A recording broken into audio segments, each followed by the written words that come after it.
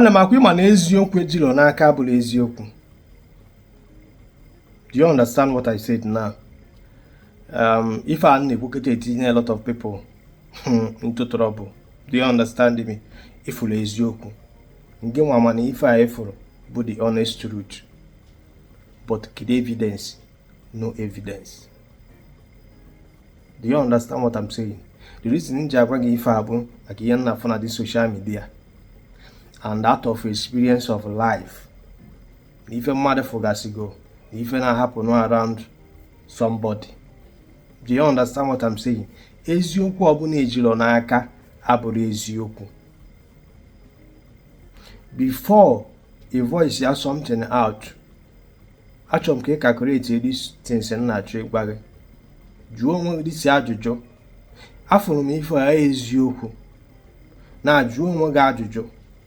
Ọ bụrụ na ịpụta tebụl data eziokwu afọ ikwuru, asị gị provide ya the evidence. Do you have it?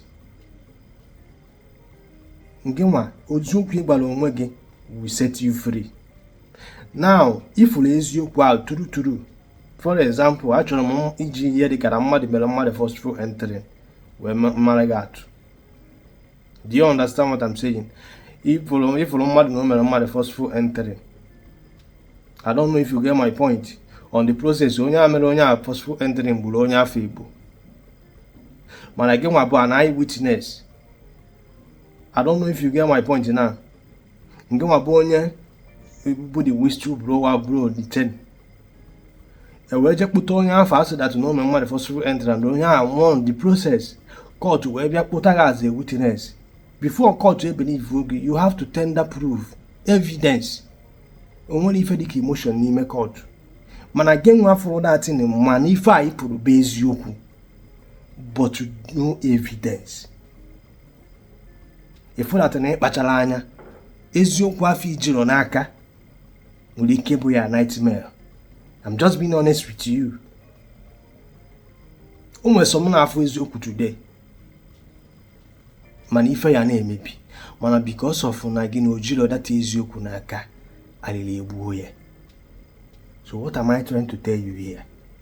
Before you put ikwu eziokwu ọbụna ihe dị sure that n'ife a bụ eziokwu, ask yourself this question. Ajụọ m maka proof ife a na-ekwu, do I have it? Asị m weta the evidence ife a na-present, do I have it? Mana ọ bụ na ị wetara evidence ife ị na-ekwu, ife ị na-akọwa story. Mana n'ime onwe gị, ịmanụ eziokwu bụ ife a. Mana ndị mmadụ ma ọ bụ a court of law you believe ife afọ ị na-ekwu, ị ga-eweta evidence present ye.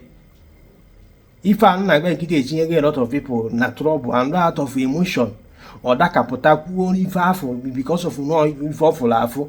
Mana mbọsị ayazi abịasị oke ngwa weta evidence ife anụ ị na-eme, ife anụ ị kwuru. Evidence adọrọ dị. Ifu that na eziokwu anyị kwuru na ya adịsị ka ọ na-achọ igbu ka egbu. That is why I have on today. So many people are like is equal eziokwu because of gịnị ọ fụrụ n'anya mana o jiro the evidence ife afọ. And okwu onye ekwu the thing ga implicate ma ọ bụ tinye na trouble. So ọ na-apụta ebe a gwa gị ife ga-abalị gị uru. Before ị na-akọ anything, the show na iji evidence ye o. The show na iji evidence ye. Ife na-agwa gị ife a bụ koko. The reality of life ka na-eteburukwere gị ihe. If you put on anywhere, man, social media, outside social media, Igbo share, the quite sure that an apple with evidence if I feel you. Ne pack it off my it was every dark man in a focus him operate. Before or put take again and abona anything. Okay, we take concrete evidence you get back if you know up. If you take your case up. Failure to do so. Only you can abonako. Because you only feel the emotion new need. Ọ gwakọla m n'ọnụ. So ị na-agbagharị ọnụ, ana m afụgasị some ife na-eme na dị social media. Ụmụ nke mfụ kịta nji wee mere gị this video. Ịchọkwa na-awa ya mouth mana nke onye kọtara o ji shie wee bie.